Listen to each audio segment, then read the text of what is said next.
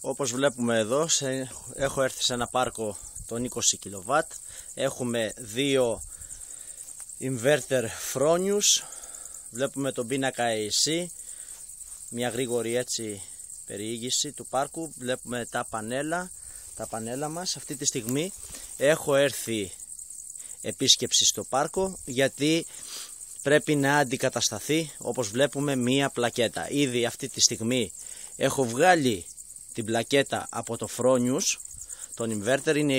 Είναι η τρίτη πλακέτα από πάνω, είναι η τρίτη φάση δηλαδή.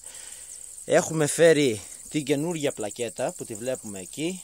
Η παλιά την έχω βγάλει ήδη και είναι τώρα η στιγμή που πρέπει να εγκαταστήσω τη νέα πλακέτα. Όπως βλέπουμε εδώ, όλη η καρδιά του inverter είναι αυτό εδώ το κομμάτι. Έχουμε τρεις πλακέτες, τρεις φάσεις δηλαδή, τρεις πλακέτες. Όπως βλέπουμε εδώ πιο αναλυτικά, έχουμε αυτή εδώ την πλακέτα. Και αυτό εδώ το σημείο είναι που θα έρθει και θα τοποθετηθεί η καινούργια πλακέτα. Όλη αυτή η δουλειά γίνεται από την εταιρεία MG Energy με μηχανικό το Μέτζα το Γιάννη, ο Ομιλών δηλαδή. Ευχαριστώ πολύ.